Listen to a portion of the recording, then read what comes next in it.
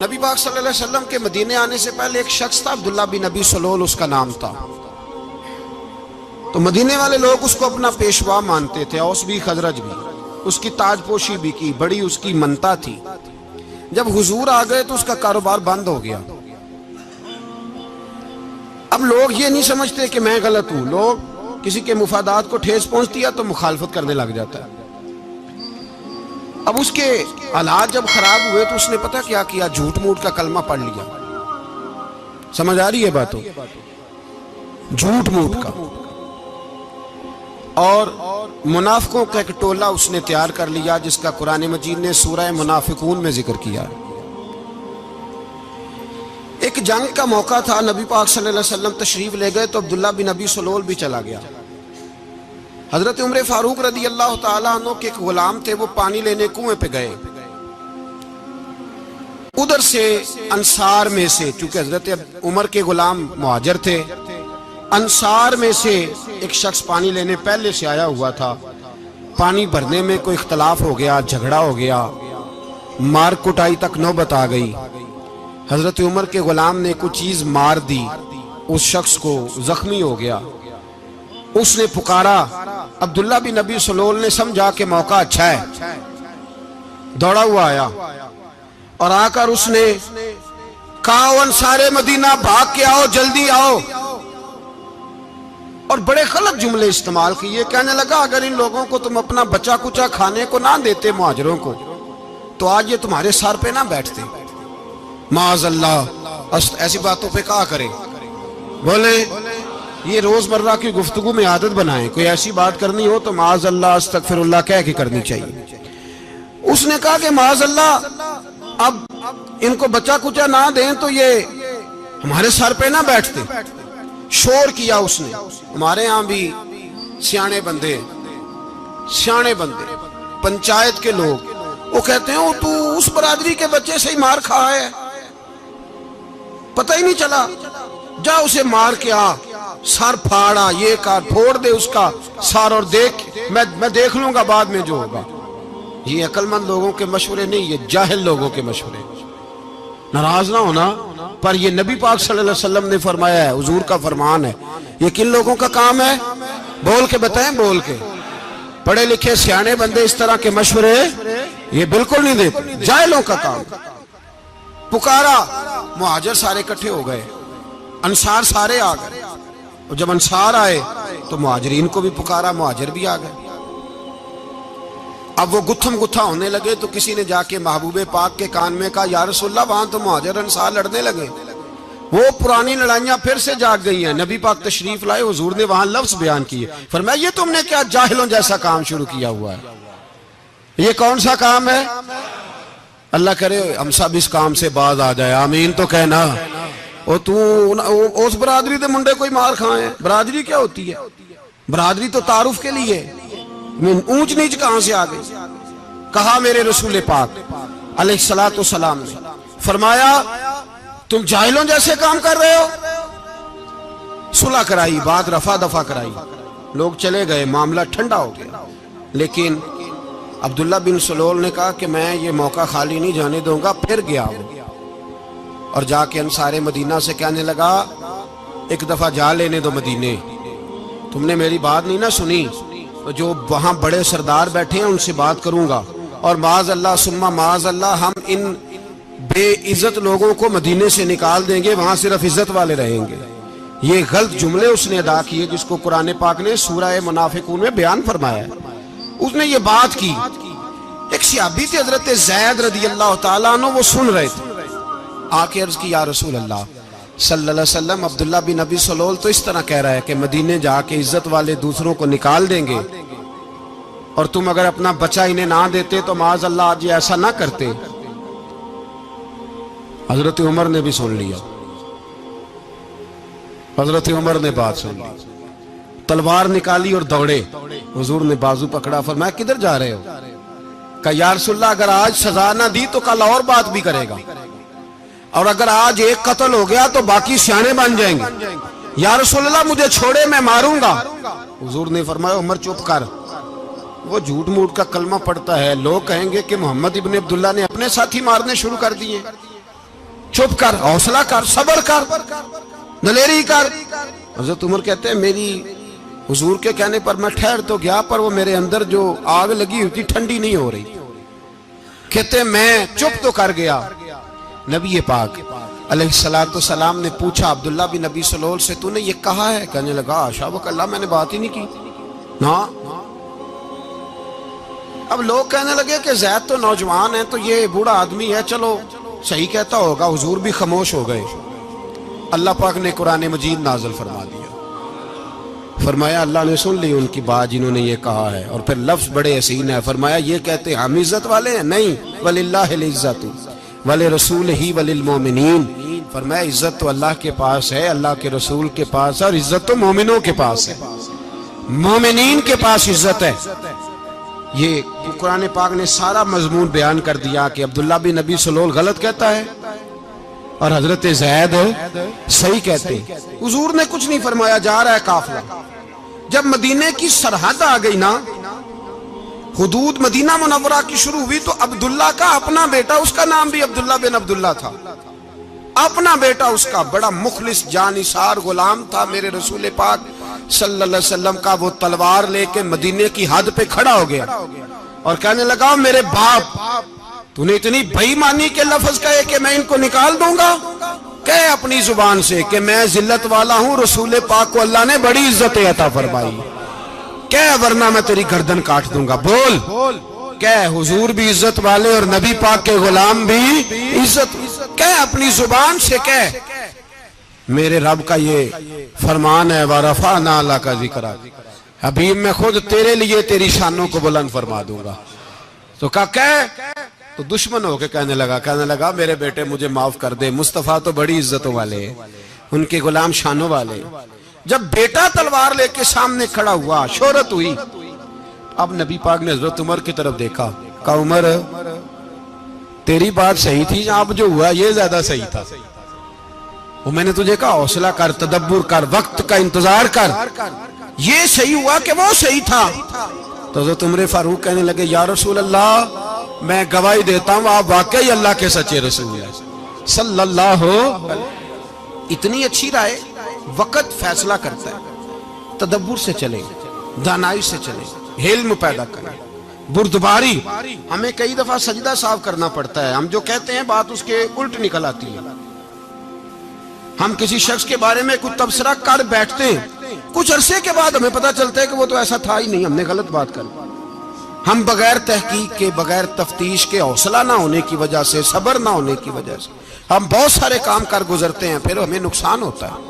अपनी जिंदगी में हिल्म ना छोड़े, हौसला ना। लड़ाइयां होती है ना घरों में, उसकी वजह खामद होता है, बीवी नहीं होती। ये बात घर जाके बताना कि आज उन्होंने कहा है। लड़ाई की वजह कौन होता है? ना बोलो तुसी, पर मैं तो आख ही छड़िया है, वो तो रिकॉर्ड हो गया है। लड़ाई की वजह कौन है? हाँ, जेड़े बातें लड़ते ने वो कूदे ही नहीं पे। वजह कौन बनता है जी? क्यों भला? इसलिए कि नबी पाक सल्लल्लाहु अलैहि वसल्लम ने फरमाया औरत की अकल आधी है तो तेरी तो पूरी है ना। तो इसका मतलब है लड़ाई अगर बच सकती थी तो मर्द की वजह से बच सकती थी, घर में अमन हो सकता था। कहते हैं जी ये बड़ी बेवकूफ है, मेरी सुनती नहीं। तो मैंने कहा जो उससे बहस कर रहा है वो सियाना है? बोले जो बहस कर रहा है वो अक्लमंद है? बंदा तो चलो था वो दानश्वर शेक्सपियर, बातें बाज़-औक़ात उसकी कुछ ऐसी हैं। उससे किसी ने पूछा था औरतों से कौन जीत सकता है बहस में, तो उसने कहा था वो जो उनसे बहस ना करे, जो उनसे बहस है। तो भाई तू वजह इसलिए कि हौसला तो तू नहीं करना था। नबी पाक अलैहिस्सलाम ने फरमाया बीबी टेढ़ी लकड़ी है, सीधी करने की कोशिश करोगे तो टूट जाएगी। सीधी तो फिर कितना बेवकूफ है जो पत्थर से सर रगड़ रहा है, कितना नादान है जो ये हरकत कर रहा है, दरिया में छलांग लगा के कहता है डूबूंगा नहीं। तो भाई हौसला पैदा करे, हिल्म पैदा करे। बहुत सारी ऐसी बातें करेगी जिसमें इश्तियाल आएगा, फटाफट 3 लफ्ज तलाक के दे दिए, अब भागा गया मुफ्ती साहब के पास, ओहो 4 बच्चों का क्या बनेगा। और ये बात पक्की है कि बच्चों को सिर्फ उनकी मां ही पाल सकती है, उनकी मां। और बात मुझे नहीं भूलती, ایک شخص نے بیوی کو طلاق دے کے دوسری شادی کی. اس کا بیٹا تھا 10 سال کا. تو اس نے اپنے بیٹے سے کہا کہ بیٹے بتا پرانی اماں صحیح تھی یا یہ صحیح ہے؟ اس نے کہا نہیں ابا وہ تو جھوٹ بڑے بولتی تھی، یہ صحیح ہے. وہ جھوٹی تھی، وہ جھوٹ بڑے بولتی تھی میری سگی اماں، یہ سچ بولتی ہے. اس نے کہا وہ کیسے؟ کہنے لگا اس لیے کہ میں کوئی شرارت کرتا تھا تو میری سگی اماں مجھے تھپڑ مارتی تھی اور کہتی تھی تجھے روٹی نہیں دے رہی، جا دوڑ جا گھر سے. تو میں دوڑ جاتا تھا تو جھوٹ بولتی تھی نہیں دینی، پھر آدھے گھنٹے کے بعد مجھے ڈھونڈنے لگ جاتی تھی، ڈھونڈ کے لاتی تھی، پھر میری منت کرتی تھی، پھر مجھے کہتی تھی نہ مجھے ستایا کر، پھر میرا ماتھا چومتی تھی، پھر میری مرضی کا کھانا بنا کے دیتی تھی، پھر میرے منہ میں لقمے ڈالتی. جھوٹی تھی، پہلے کہتی ہے نہیں دینی، پھر پیچھے بھاگتی ہے. یہ سچی ہے، میں شرارت کرتا ہوں تو تھپڑ مار کے نکالتی ہے، پھر میں منتیں کرتا ہوں پر روٹی نہیں دیتی، پیر پکڑتا ہوں نہیں دیتی. سچ بولتی ہے، اپنی بات پہ ڈٹ جاتی. او بھائی بچے اس کی ماں ہی پال سکتی ہے، تو نے 3 جملے کہتے سوچا ہی نہیں، تیرا کا گیا تو یہ تو نئی بیوی ملے گی، اور اس کا بھی کیا گیا، اس کو بھی شاید شوہر مل جائے. ان پھولوں کی پرورش صرف ان کا مالی کر سکتا ہے، دوسرا کر سکتا؟ تو نے حوصلہ ہی نہیں کیا. ٹھیک ہے غلطی بی بی کی تھی، پر تو مرد تھا نا، تیرے پاس تو دلیری تھی. فٹافٹی 3 طلاق کے جملے کہہ دیے. اور میرے رسول پاک علیہ السلام نے فرمایا جائز کام بڑے ہیں، پر طلاق جائز تو ہے پر میرے رب کو پسند نہیں، اللہ کو پسند. تو نے مالی بگا دیا جس نے تیرے گھر کا باغ سینچنا تھا. تو بھائی یہ حوصلہ نہیں. درجنوں طلاقیں، 20 کیس، اور ابھی وہ شادی کے پورے کپڑے نہیں پہنے تو طلاق پہلے. اس کی وجہ یہ کہ حوصلہ نہیں، صبر نہیں، رضا نہیں، ہم احساس نہیں کرتے. اگر تو یہ سمجھ جائے کہ بس اللہ نے جو میرے لیے بہتر سمجھا مجھے دے دیا، صحیح ہے میری آزمائش ہے، کیا ہے کچھ ہے جو اس نے بہتر سمجھا مجھے اس نے، پھر تو سکھی ہو جائے، تیرے لیے جینا آسان ہو جائے، پھر تو بہت ساری پریشانیوں سے آزمائشوں سے دور ہو جائے. میرے نبی پاک علیہ السلام نے ہمیں حوصلہ کرنے کا حکم دیا، دلیری. 2-3 سال شاید پچھلے سال یا اس سے پچھلے سال حج کے موقع پہ نا ہمارے پاکستان میں تو بڑے بڑے انوکھے واقعات ہوتے ہیں. سننے سے کیا میں کہتا ہوں وہ عبرت کے لیے ہوتے ہیں. جعلی ویزے لگوا دیے حج کے کسی ایجنٹ نے، اللہ کے مہمانوں کو بھی لوگ لوٹ لیتے ہیں. جعلی ویزے لگوا دیے، اور مزے کی بات یہ ہے کہ پاکستانی ایئرپورٹ سے گزر بھی گئے وہ ویزے والے، اور احرام باندھے لوگ جدے پہنچ گئے. 4 آدمی تھے، انہوں نے ویزا دیکھا تو کہا نقلی آپ کو واپس جانا پڑے گا. اگلی فلائٹ سے وہ لوگ واپس آئے. آپ مجھے بتائیے ان کی جب وہ چھوٹے چھوٹے کلپ آئے، میڈیا نے ان کی باتیں سنی تو ان کے آنسو نہیں تھمتے تھے. ایک آدمی احرام باندھ کے گیا ہے، معمولی سمجھتے ہیں آپ؟ میرے جیسا غریب آدمی کبھی اس نے ارادہ کیا اور مدینے جانے کا لیٹ ہو جائے تو کلیجہ پھٹنے کو آتا ہے. کچھ مجبوریاں پیروں میں آ جائے، نہ جا سکے تو پتہ نہیں کتنی توبہ کرنے کو دل کرتا ہے کہ کہیں غلطی تو نہیں ہو گئی، کوئی ایسی بات تو نہیں نکل گئی. یقین کریں طبیعت پریشان ہو جاتی، یار کوئی ایسا کام تو نہیں ہوگا جس کی وجہ سے یہ بات ہوئی. 4 آدمی لوٹ آئے، حالات خراب ہو گئے، لوگ رو رو کے قصے سناتے تھے. لیکن میرے رسول پاک علیہ السلام کا حوصلہ دیکھو. حضور کعبے کا بھی کعبہ، حضور مالک، حرم کے مالک مطلق، جن کے صدقے اللہ نے کعبہ کو بیت اللہ بنایا. حاجیو آؤ شہنشاہ کا روضہ دیکھو، کعبہ تو دیکھ چکے اب کعبے کا بھی کعبہ دیکھو. حضور 1400 صحابہ کو لے کے گئے عمرہ کرنے. مقام حدیبیہ پر پہنچے تو کافروں نے روک لیا، ہم عمرہ نہیں کرتے. تو اور میں خادم اور جو وارث و مالک ہیں 1400 صحابہ، ہم نہیں عمرہ کرنے دیتے، واپس جائیے. صلح لکھی جا رہی ہے. صلح کی شرطیں کیا ہیں؟ مکے سے کوئی آدمی غلطی سے بھی مدینے چلا گیا، مکے کا آدمی، تو مسلمان اگر ان کے ظلم سے تنگ آ کے، مکی مسلمان کافروں کے ظلم سے تنگ آ کے مدینے چلا گیا تو مدینے والے واپس کریں گے. اور اگر مدینے سے کوئی شخص غلطی سے بھی مکے چلا گیا تو مکے والے واپس نہیں کریں گے. اتنی سخت شرائط. حضرت عمر غصے سے کانپنے لگے, صحابہ پریشان ہیں, پر میرے رسول پاک نے صبر دکھایا, حوصلہ, تدبر. یہ تدبیر ہے, صبر ایک بہترین تدبیر ہے, اگر کوئی اپنائے تو بہترین طریقہ ہے. حضور نے فرمایا ہمیں منظور ہے, صلح کرو. اور اتنا سخت حکم ہے, کہنے لگے 1400 احرام والے واپس جائیں, بعد میں آنا, اس وقت نہیں عمرہ کرنے دیں گے. میرے نبی پاک علیہ السلام, مجھے بتاؤ, مجھے اور آپ کو دکھ ہوتا ہے تیاری ہو تو پروگرام رہ جائے, تو اگر احرام باندھا ہو اور اللہ کے رسول نے بندھوایا ہو تو حضور واپس لوٹنے لگے تو کتنی تکلیف کی بات ہے. حضور نے فرمایا چلو آئندہ آئیں گے. معاہدہ لکھا جا رہا ہے, حضرت علی معاہدہ لکھ رہے ہیں, لکھو محمد الرسول اللہ صلی اللہ علیہ, محمد الرسول اللہ صلی اللہ علیہ وسلم اور قریش مکہ کے بیچ معاہدہ. یہ تحریر لکھی جا رہی تھی تو ابو سفیان بول پڑا, کہنے لگا جی ہم محمد الرسول اللہ نہیں نکلنے دیں گے معاذ اللہ, یہی تو ہمارا جھگڑا ہے. اگر آپ کو رسول اللہ مان لیا تو پیچھے رہ کیا گیا, محمد ابن عبداللہ لکھیں. حضور نے حضرت علی سے فرمایا رسول اللہ کاٹ کے محمد ابن عبداللہ لکھو. حضرت علی لکھ رہے تھے, محمد رسول اللہ لکھا تھا, فرمایا رسول اللہ کاٹ کے محمد ابن عبداللہ لکھو. تو حضرت علی کہنے لگے حضور مجھے یہ لفظ کاٹنا نہیں آتا, حضور مجھے یہ لفظ کاٹنا. کسی صحابی نے اعتراض نہیں کیا کہ لکھنا آتا تھا, کہا مجھے کاٹنا. حضور نے دوبارہ کہا علی کاٹ دو. کہا یا رسول اللہ مجھے یہ لفظ کاٹنا نہیں آتا. میرے حبیب نے تیسری دفعہ کہا علی کاٹو.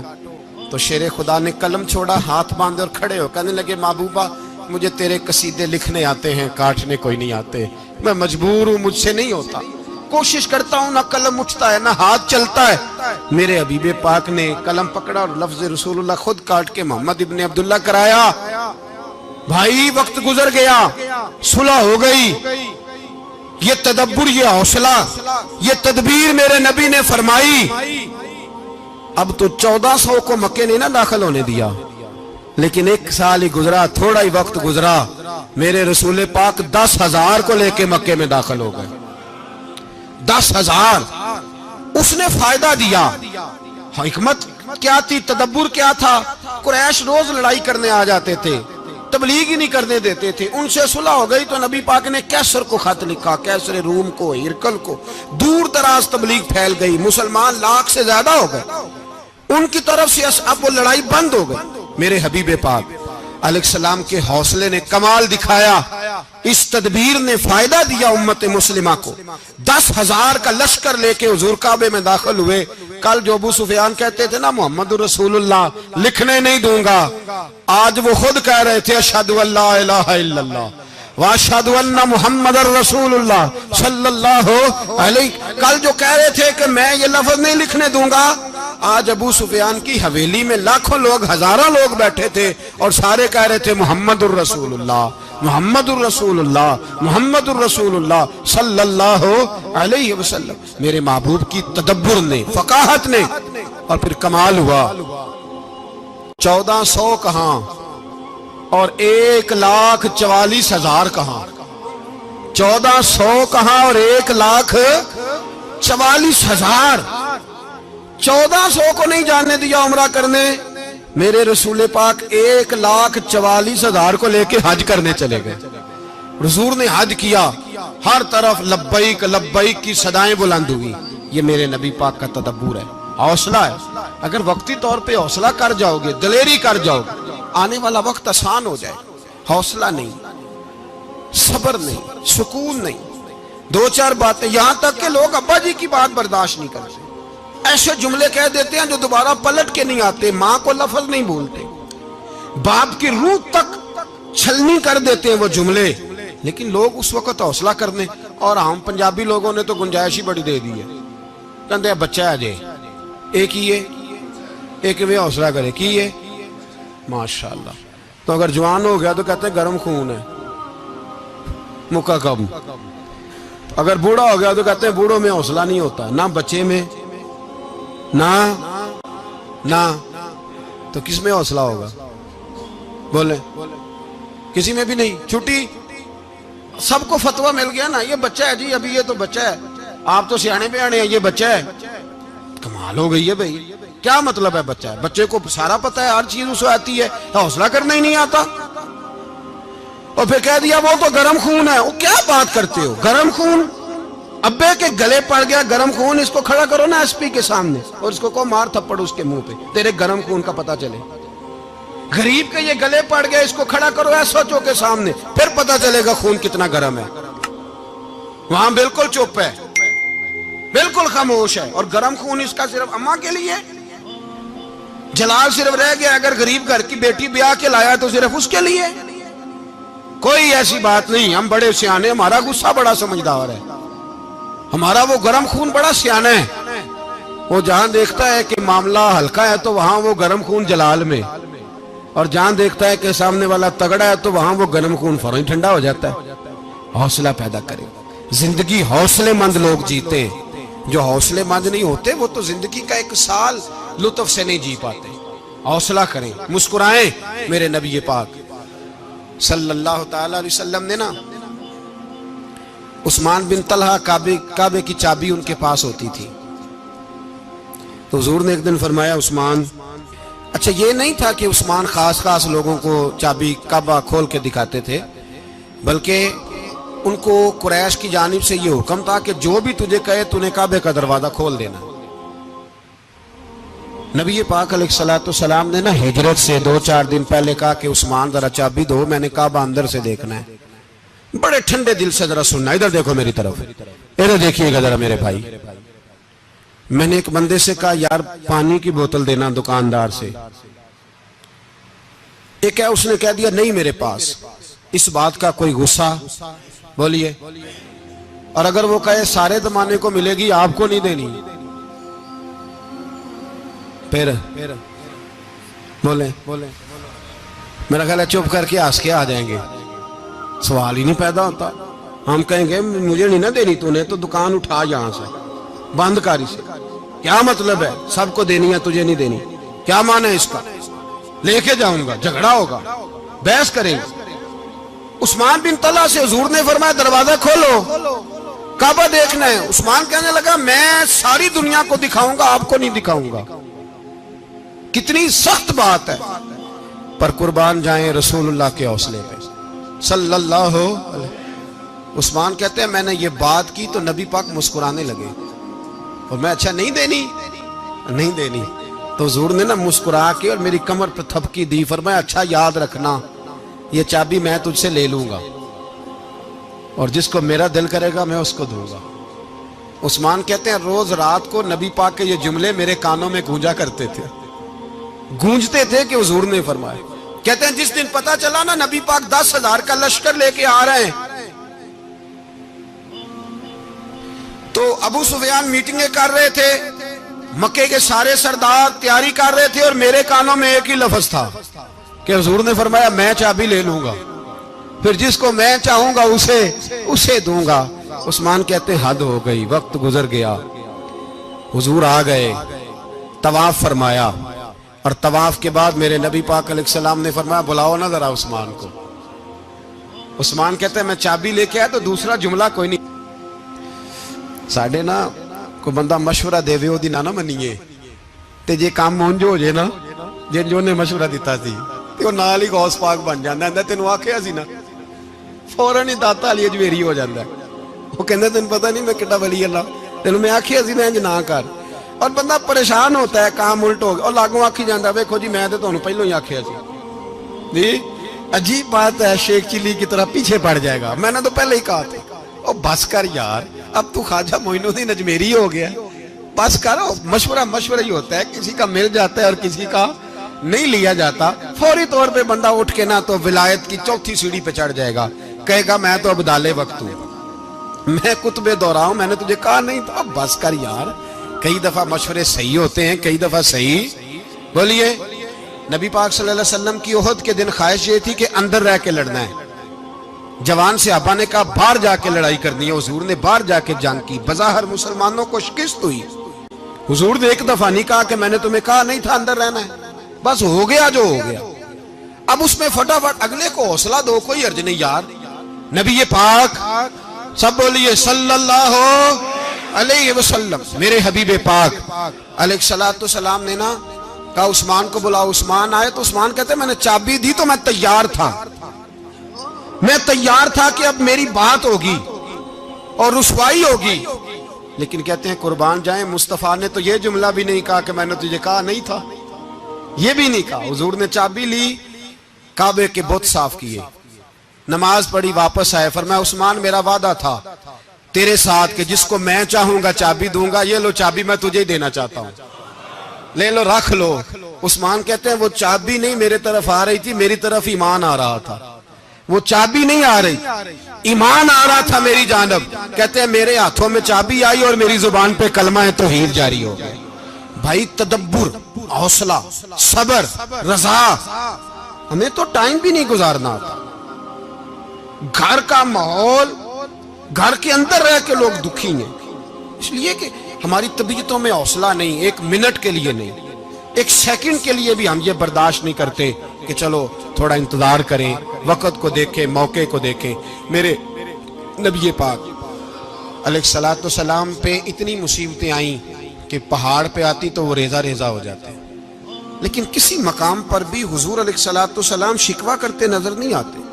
ہم غریبی کا رونا روتے ہیں، ہر چوتھا آدمی کہتا ہے بڑا غریب ہوں، لیکن میرے نبی پاک علیہ الصلوۃ والسلام نے چوتھے دن کھجور کھائی، سرکہ کھایا ہے اور موٹے بان کی چارپائی پہ آرام کیا. حضرت عمر نے کہا حضور کتنی تکلیف ہے؟ فرمایا عمر کوئی تکلیف نہیں، تھوڑا سا تو وقت ہے، جنت میں جائیں گے، ساری نعمتیں اللہ نے ہمارے لیے تیار کی ہوئی.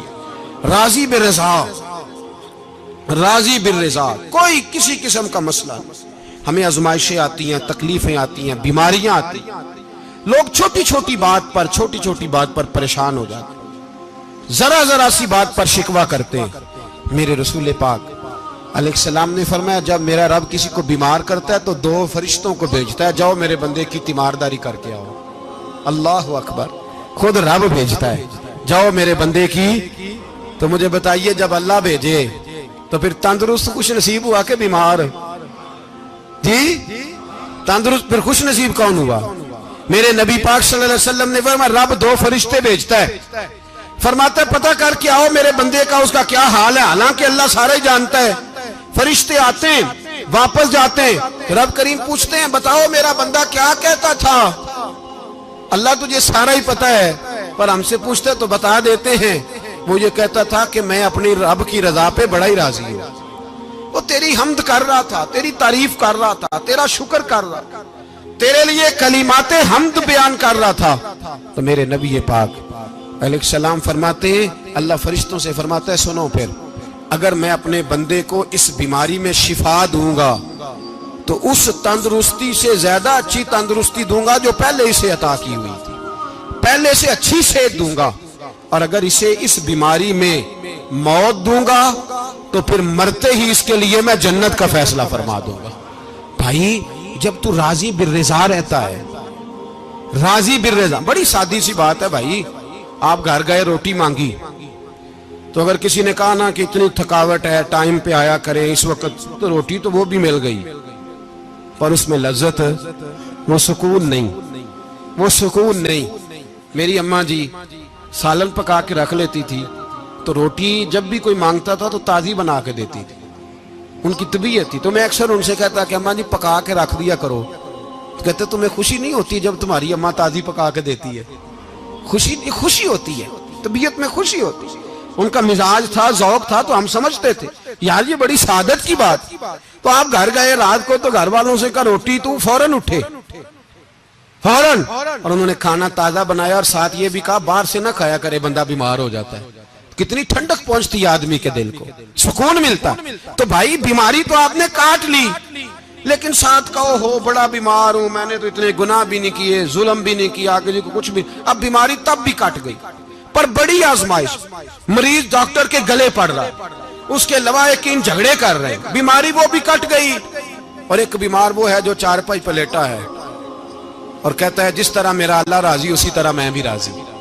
تو بیماری اس کی بھی کٹ گئی. حضرت یونس علی نبینا علیہ الصلوۃ والسلام نے ایک دن حضرت جبریل امین ملنے آئے تو جناب یونس علیہ السلام کہنے لگے اے جبریل، اللہ کے نیک بندوں میں جو اللہ کو اس وقت سب سے زیادہ پسند ہے نبیوں کے بعد، توجہ کرنا بات پر، جو سب سے زیادہ اللہ کو پسند ہے نبیوں کے بعد ولیوں میں، اور سب سے زیادہ اللہ جس کو اللہ کی بارگاہ میں عبادت گزار لکھا جاتا ہے، میری اس بندے سے ملاقات کرا۔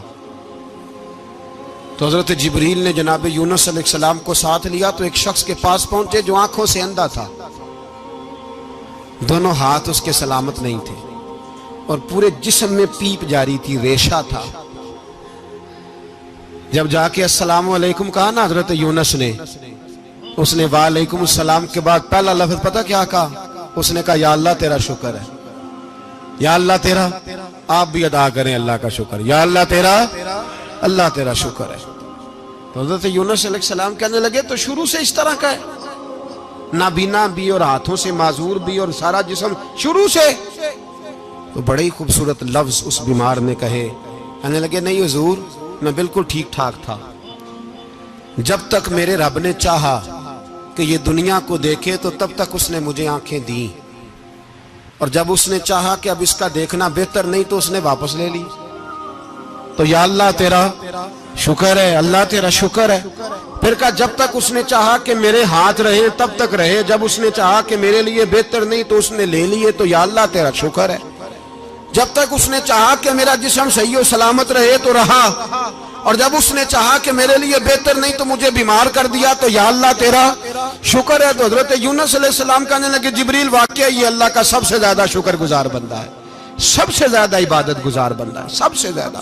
میرے نبی پاک علیہ السلام نے فرمایا میرا مومن ہر حال میں نفع میں ہے، نعمت ملے تو شکر کر کے نفع، مصیبت آئے تو صبر کر کے نفع، اپنی زندگی میں تحمل، بردباری، علم پیدا کرے، حوصلہ پیدا کرے۔ ہر آنے جانے والے شخص کے مزاج کے مطابق اسے نہ ملے، اپنا مزاج صحیح رکھے، اپنی طبیعت کے مطابق اپنے ماحول کو برقرار رکھے۔ علم کے ساتھ گزارا کرو گے تو رشتہ داروں سے بھی بنی رہے گی، دوستوں سے بھی بنی رہے گی، ہر ایک سے تعلق رہے گا۔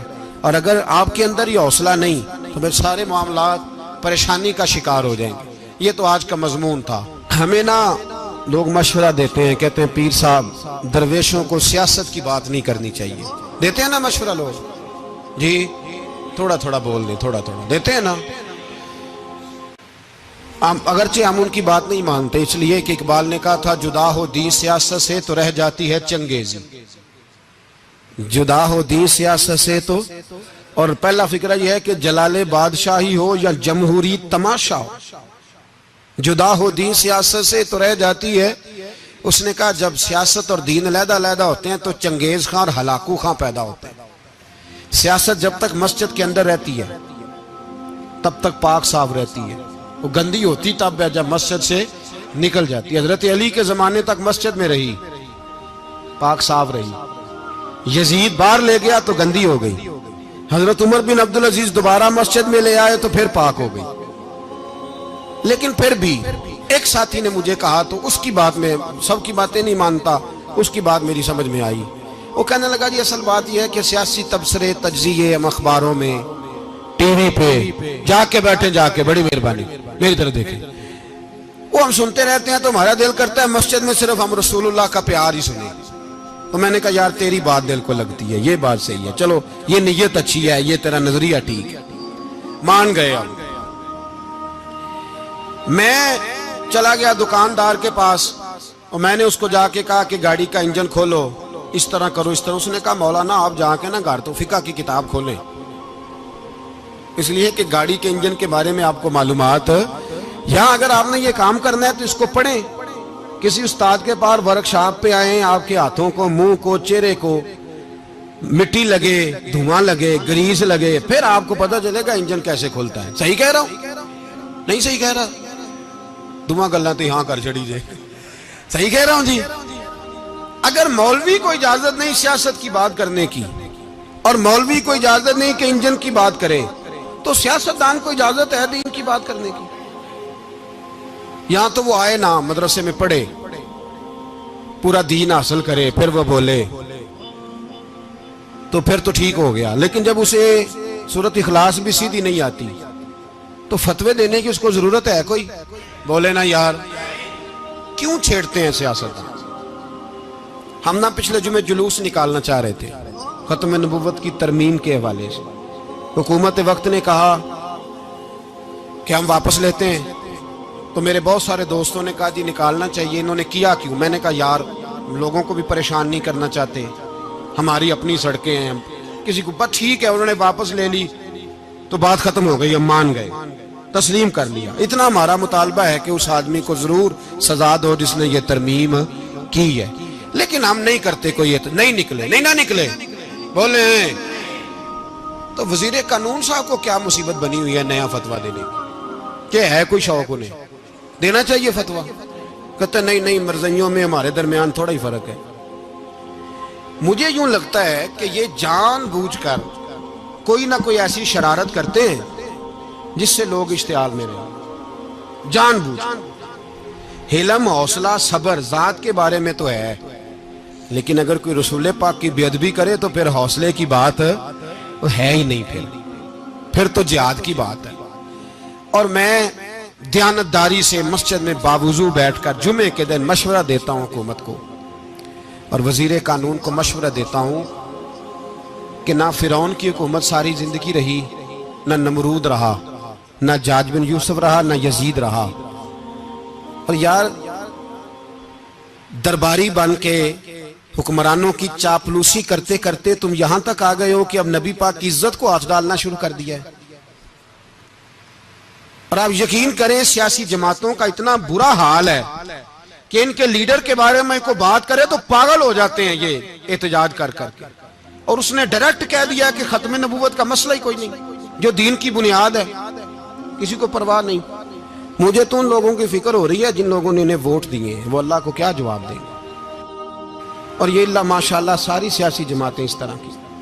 اور میرا وزیر قانون صاحب کو بھی مشورہ ہے کہ زندگی بڑی تھوڑی ہے، بڑی تھوڑی، اللہ سب کو معاف کرتا ہے، اپنے رسول کے غداروں کو معاف نہیں کرتا۔ اور یہاں تمہاری گاڑیوں پہ جھنڈے لگے ہوئے ہیں، وہاں بھی تمہارے جھنڈے لگیں گے، پر اس لیے لگیں گے کہ یہ غدار ہیں ناموس رسالت کے، یہ جھنڈے لگیں گے۔ شرم کرو اور ڈر جاؤ، بس کر دو، تمہارے منہ میں اب دانت پورے نہیں رہے۔ کوئی شوگر کا مریض ہے تو کوئی بلڈ پریشر کا، تو کوئی ہارٹ کا، تو کوئی کینسر کا۔ شرم کرو اور اپنی قبر کی بھی تھوڑی سی فکر کرو۔ بتاؤ پاکستان کے کتنے صدر گزرے، وزیر اعظم گزرے، تو ان کی قبریں کہاں ہیں؟ کوئی جاتا ہے ان کی قبروں پہ؟ کسی کو خبر ہے؟ کیوں اپنے لیے جہنم کٹھی کرتے؟ سارا کچھ دنیا داری رہ گئی ہے، سارا کچھ صرف یہی رہ گیا۔ حضرت ابو بکر سردار تھے، حضرت عمر سردار تھے قبیلے، حضرت عثمان سردار تھے، انہوں نے سرداریوں کو ٹھوکر مار کے رسول اللہ کے قدموں میں بیٹھنا پسند کی، سرداریاں چھوڑ کے غلام بن گئے۔ تم سرداریاں بچانے کے لیے رسول اللہ کی غداری کرتے ہو، شرم نہیں آتی؟ اور قوم شکوہ ہے مجھے ان لوگوں سے جو مولوی تو کہہ دیتے ہیں تو سیاست نکار، اور کسی سیاست دان کو منع نہیں کرتے کہ جب تجھے سورت فاتحہ بھی نہیں آتی تو تجھے کس نے اجازت دیا اتنی بڑی بات؟ اور میں نے پچھلے سے پچھلے جمعے بھی کہا تھا، پھر کہتا ہوں اور آن دی ریکارڈ کہتا ہوں، مرزائی کل بھی کافر تھے، آج بھی کافر، اور قیامت تک، اور جو ان کے کفر میں شک کرے وہ بھی، اور پکا بے ایمان ہے، کافر ہے، وہ وزیر قانون ہو یا صوبائی ہو یا وفاقی ہو۔ من شک فی کفر ہی فقط کفر، جو مرزائی کے کفر میں شک کرے وہ بھی کافر ہے۔ ہمارے رسول آخری رسول ہے، ہم کسی کو یہ اجازت نہیں دیں گے کہ وہ ختم نبوت میں رکھڑا ڈالنے کی کوشش کرے، ہم کسی کو یہ اجازت ہے۔ اور تم نے قوم کو لوٹا، لوٹتے رہو، اب ایمان پہ ڈاکے تو نہ ڈالو۔ تمہیں دولت لوٹ کے پیٹ نہیں بھرا، اب ایمان لوٹنا شروع کر لیا ہے۔ تمہارا فیکٹریاں لوٹ کر، قومی خزانہ لوٹ کر پیٹ نہیں بھرا، بھائی مانو اب دین بیچ کر اپنی حکومتیں پکی کرو گے۔ اور وہ لوگ بھی تیار ہو جائیں جو ان بے ایمانوں کو منتخب کرتے ہیں، ان سے بھی سوال کرے گا ختم نبوت کا موضوع قیامت کے دن کہ تم بتاؤ۔ ان کو سپورٹ کرتے تھے جو رسول اللہ صلی اللہ علیہ وسلم کے بعد بھی کسی نبی کو نبی ماننا درست جانتے تھے۔ شرم آنی چاہیے، خیال ہونا چاہیے۔ اور میں نے کہا کہ ہمارا دل نہیں چاہتا آپ یقین کریں. ہمیں شوق ہے جلوس نکالنے کا، تمہارے خلاف باتیں کرنے کا. تم نے روز تھرمامیٹر نکالا ہوتا ہے، چیک کرتے ہو کہ ایمان کتنا ہے کتنا نہیں ہے. یہ پاکستان اگر صوبہ سندھ ہے تو حضرت عبداللہ شاہ غازی کا ہے، اگر بلوچستان ہے تو حضرت بابا عبد الرحمان کا ہے، اور اگر پشاور ہے تو وہ صوفیاء کا ہے، اور اگر یہ دھرتی پنجاب ہے تو یہ داتا علی اجویری کی ہے، یہ بابا فرید الدین کی ہے. اس میں کسی غدار کو قبضہ کرنے کی اجازت بالکل نہیں ملے گی. اور ہم وہ لوگ بھی نہیں جو چپ کر کے اندر سوتے رہیں، قوم جو کرتی ہے کرتی رہے، ہمیں پرواہ نہیں. نا، ایسی کوئی بات نہیں. کوئی بندہ نہ سمجھے کہ انہیں ہوش نہیں، انہیں پتہ نہیں، ہمیں سارا کچھ ہی آتا ہے. پھر اگر کل کو کوئی ممتاز قادری پیدا ہو گیا تو شکوہ نہ کرنا. کل کو کوئی پھر سے عامر چیمہ نکل آیا تو شکایت نہ کرنا، یاد رکھنا.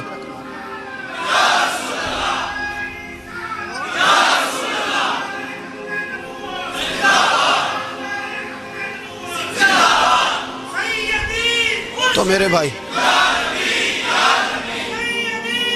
کھل کے بولے یا نبی رسول کے صلی اللہ.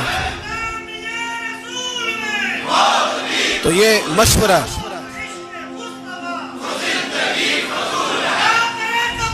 جزاک اللہ. تو یہ تمہیں مشورہ ہے.